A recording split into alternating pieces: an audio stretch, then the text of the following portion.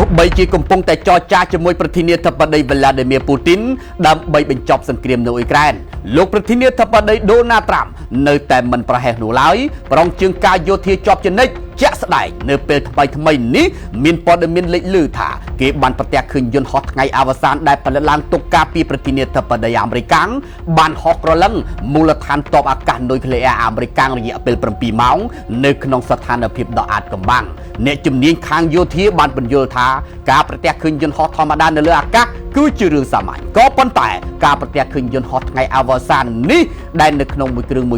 មានតម្លៃប្រហែលជា$223លាននោះគឺជារឿងដ៏គួរឲ្យព្រួយបារម្ភហើយវាគឺជាស្ថានភាពដែលបានបញ្ជាក់ថារដ្ឋបាលរបស់លោក Donald Trump មិនភ្លេចខ្លួនក្នុងការរៀបជើងព្រួលយោធានោះឡើយបើទោះបីជាកំពុងតែចរចាជាមួយរុស្ស៊ី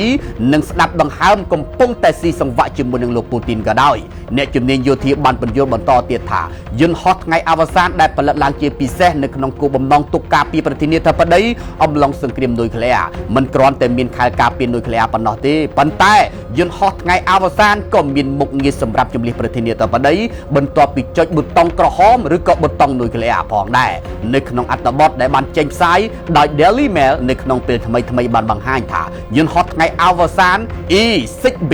បានហោះចេញពីមូលដ្ឋានទ័ពអាកាសTanker នៅក្នុងរដ្ឋអូក្លាហាម៉ារួចហោះនៅក្នុងមូលដ្ឋានទ័ពអាកាស Oxford ឬក៏ Ohama ដែលជាទីបញ្ជាការមេសម្រាប់ទំនាក់ទំនងនិងគ្រប់គ្រងគ្រាប់នុយក្លេអ៊ែររយៈពេលប្រហែលជា7ម៉ោងដោយនៅក្នុង1ម៉ោងចំណាយពេលប្រហែលជា$160,000នៅក្នុងថ្ងៃទី21ខែមីនានេះលោក Donald Trump បានប្រកាសថាក្រុមហ៊ុន Boeing បានឈ្នះក្នុងការទទួលបានកិច្ចសន្យាផលិតស្ដេចយន្តហោះជំនាន់ថ្មីរបស់អាមេរិកដែលគ្រោងដាក់ឈ្មោះថា F-47 ផងដែរទាំងនេះសបញ្ជាក់ឲ្យឃើញថាលោក Donald Trump នៅតែគិតគូរនិងត្រៀមខ្លួនទុកជាស្រេចសម្រាប់សង្គ្រាមទ្រង់ទ្រាយធំណាមួយដែលមើលមិនឃើញបើទោះបីជាថ្ងៃនេះខាងភាគីរុស្ស៊ីនិងអាមេរិកបន្តស្កាត់ទៅជួបគ្នាលើទឹកដីអារ៉ាប៊ីសាអូឌីតដើម្បីចរចាគ្នាមួយជុំទៀតដើម្បីរកវិធីបិទបញ្ចប់ភ្លើងសង្គ្រាមនៅអ៊ុយក្រែនក៏ដោយគួរឲ្យហួសចិត្តពូទីននិងត្រាំបបោគ្នារៀបចំការប្រកួតកីឡាហុកគីយ៉ាងរំភើយគណៈរុស្ស៊ីបន្តវាយសន្ធាប់លើអ៊ុយក្រែនខណៈដែលសង្គ្រាមនៅអ៊ុយក្រែនកំពុងបន្តឡើងយ៉ាងក្តៅគគុកអ្វីដែលហួសចិត្តនោះគឺប្រធានាធិបតីអាមេរិកលោក Donald Trump និងប្រធានាធិបតីរុស្ស៊ីលោក Vladimir Putin បែរជាឆ្លៀតពិភាក្សាគ្នាអំពីការរៀបចំការប្រកួតកីឡាហុកគីលើទឹកកករវាងសហរដ្ឋអាមេរិកនិងរុស្ស៊ីទៅវិញប្រភពពីសារព័ត៌មាន Reuters បានបន្តថារុស្ស៊ីត្រូវបានហាមឃាត់ពីអន្តរជាតិមិនឲ្យចូលរួមលេងកីឡាហុកគីលើទឹកកកនោះទេព្រោះតែការបំផ្ទុះសង្គ្រាមនៅអ៊ុយក្រែនយ៉ាងណាក៏ដោយស្រាប់តែពេលនេះលោកពូទីនបានប្រាប់ថាលោកចង់រៀបចំព្រឹត្តិការណ៍កីឡាហុកគីរវាងប្រទេសទាំងពីរឡើងវិញហើយលោកត្រាំក៏បានយល់ព្រមផងដែរខណៈដែលកិច្ចពិភាក្សាចម្បងគួរតែផ្ដោតលើរឿងសង្គ្រាមនៅអ៊ុយក្រែនសោះ